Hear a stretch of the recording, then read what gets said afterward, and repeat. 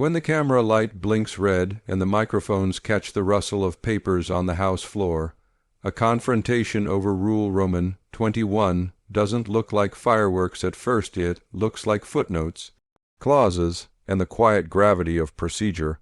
But anyone who has watched these moments knows how quickly the atmosphere can tighten as members measure each word against the text that governs them. In this speech, framed around Mike Johnson vs. Hakeem Jeffries, Rule Roman 21, ERUPTS point of order asked, we open with the shared premise that rules are not stage props. They are the rails that keep a diverse, often divided chamber on track. Rule Roman 21, to be clear, is the House's tripwire for germaneness and appropriations discipline. It polices what may be added to a bill, when, and how, preventing a budget debate from becoming a rolling freight car of unrelated policies. So, imagine the floor, a budget package is up, the debate has been brisk, and a proposed amendment arrives with the momentum of a headline but the vulnerability of its own text. A member rises, Mr. Speaker, point of order, and the proceedings shrink to a laser point. The question is no longer the sweeping morality of a program or the political color of its supporters. It is whether the amendment is in order under Rule Roman 21. This is where leadership voices Speaker Mike Johnson and Minority Leader Hakeem Jeffries find themselves not only in ideological contrast but also in a jurisprudential posture, arguing via precedent, practice, and the strict language of the rulebook. The chamber hears citations, past rulings from speakers across parties, the recurring definition of germaneness. That asks whether an amendment revises the fundamental purpose of a bill or merely adjusts a detail. The doctrine that appropriations bills cannot carry legislative riders that rewrite authorizing law. One side contends that the amendment refines spending with necessary guardrails. The other answers that the new text alters the basic purposes of the underlying measure, crossing from appropriation into authorizing change, and thus trips the wire. Somewhere in the balance sits the clerk's reading of the relevant clause and the parliamentarian's advisory whisper, the institutional memory distilled into a practical recommendation. The public often thinks of power as the decibel level of a cheer, but in the House it is frequently the geometry of time and the edge of a single sentence, not germane.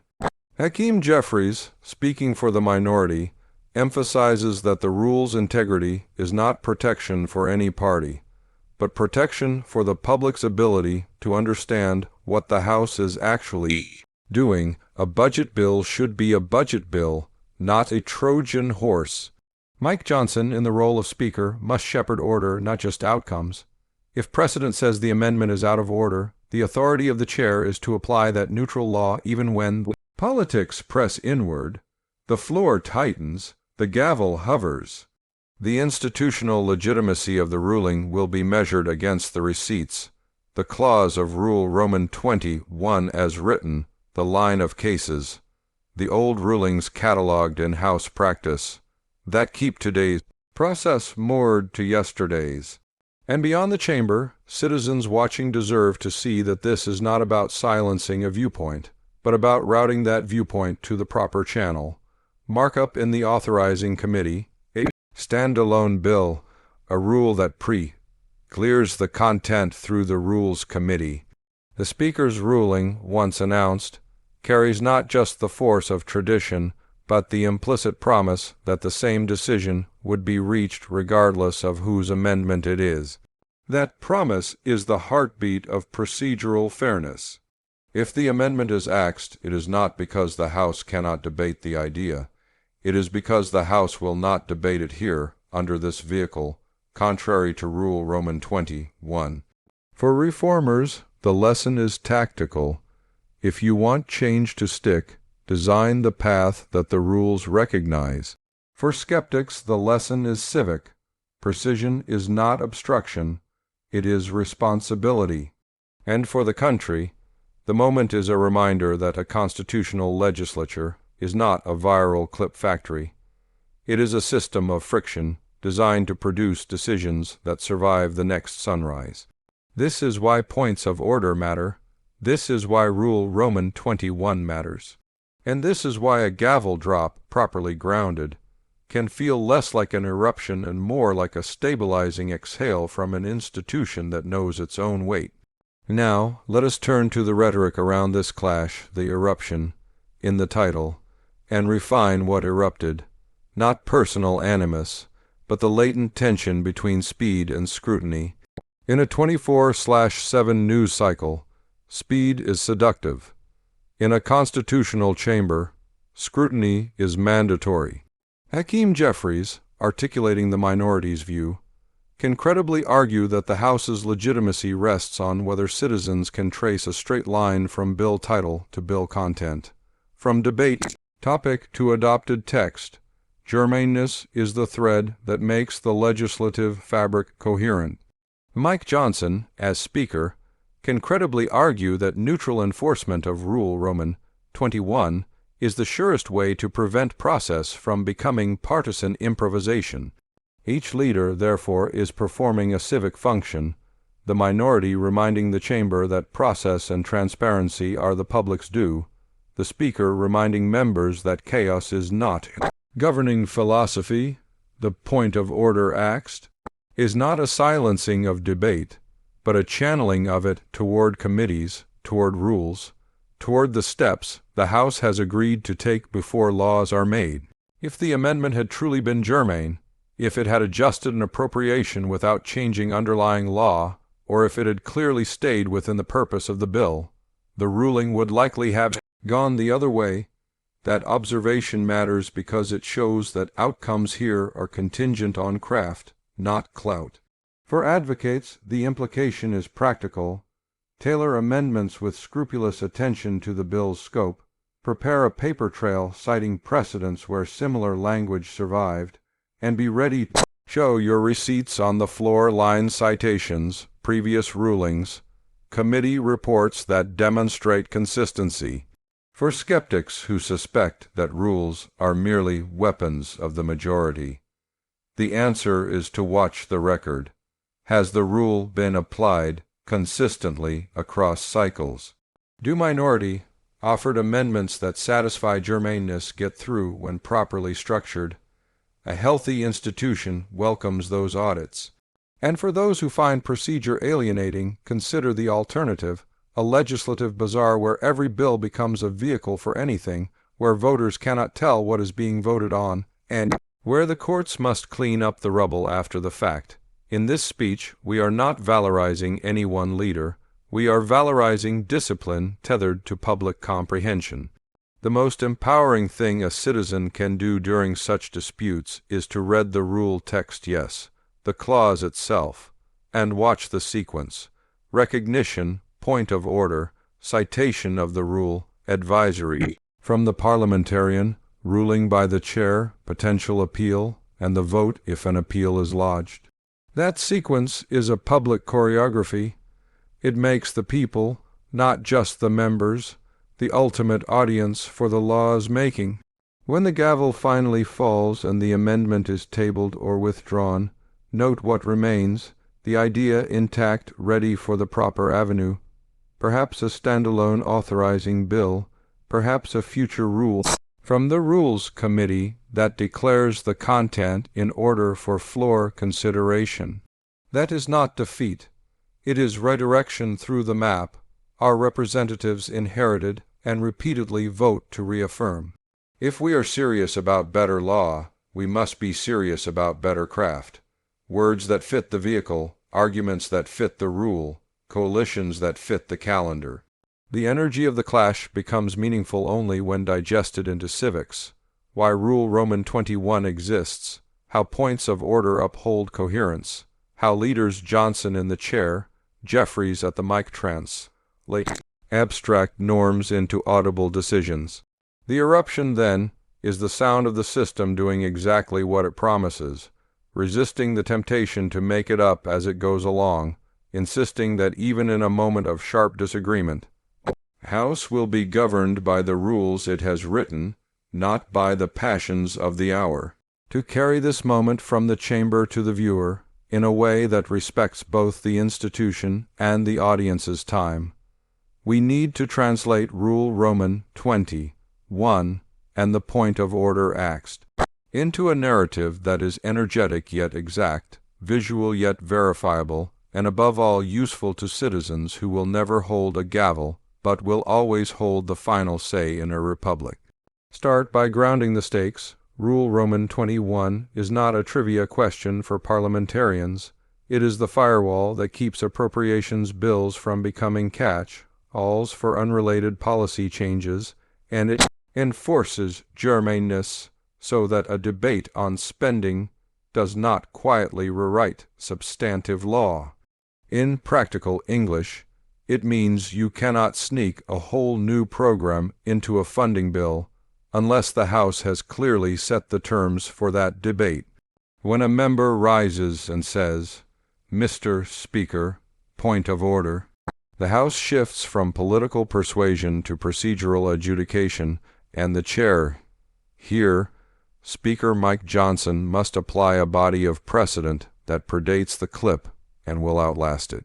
The minority leader, Hakeem Jeffries, stands as a constitutional foil, ensuring the public hears the counter case, not that the idea is wrong, but that the vehicle is. That distinction is the spine of civics. So how should viewers assess the fairness of the ruling? First, look for the text. Does the chair or the clerk at the chair's direction read the specific clause of Rule Roman 20:1 that governs germaneness or the prohibition on legislation in general appropriations bills? Second, listen for precedent. Does the ruling reference prior decisions where similar language was ruled in or out of order? Third, observe process integrity.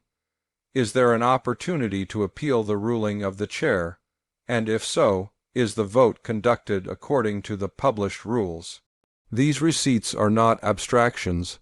They are checkable artifacts anyone can review in House practice, the congressional record, and publicly posted floor summaries. If you are an advocate seeking to survive Rule Roman 21, the lesson is craftsmanship. Draft amendments that change amounts, conditions, or reporting requirements within the four corners of appropriations bill's purpose, and avoid language that creates or amends permanent law, unless the rule governing the bill explicitly makes such amendments in order. If you are a member of the public, the lesson is literacy.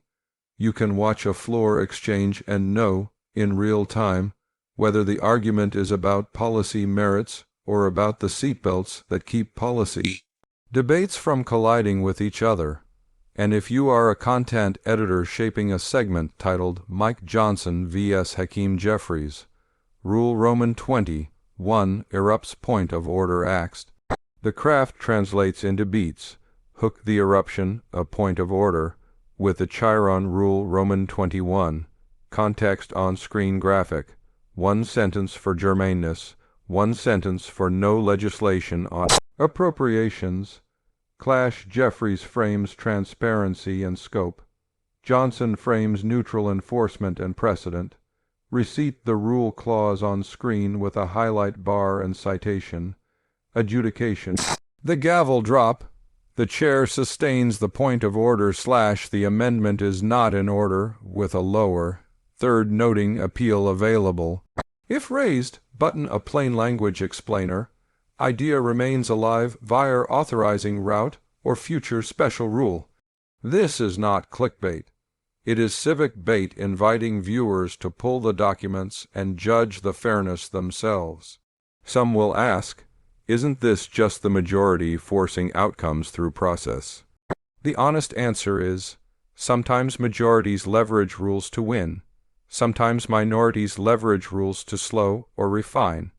But the health test is whether the rules announced in the morning are the rules enforced in the afternoon, no matter who is speaking. Consistency is the oxygen of legitimacy. The audience should therefore be encouraged to compare rulings across Congresses. When a similar amendment favored the other party last cycle, did the chair rule the same way? If yes, the system is behaving. If not, The critique should target inconsistency with receipts, not individuals with speculation. Another good faith question is whether Rule Roman 21 stifles innovation by forbidding policy in spending bills.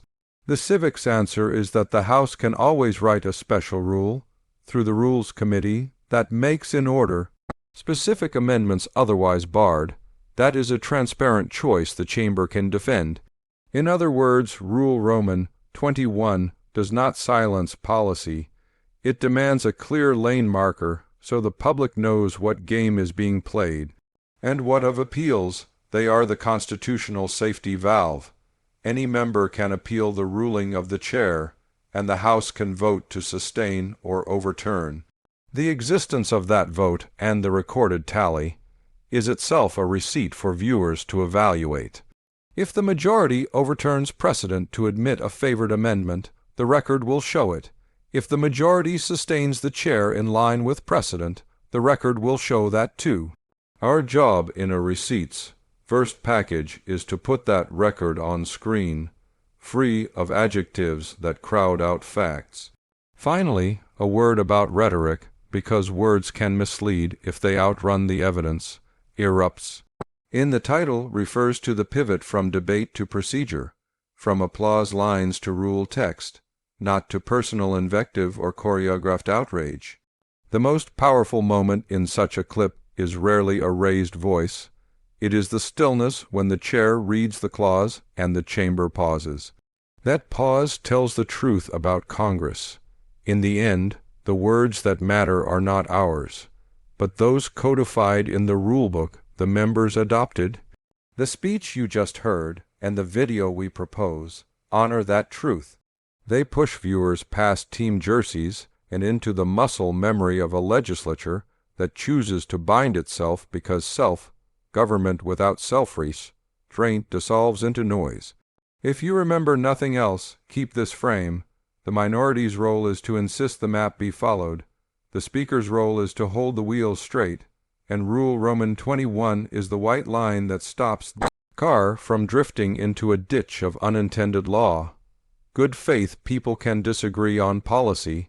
They cannot disagree on what the rule says after they read it aloud.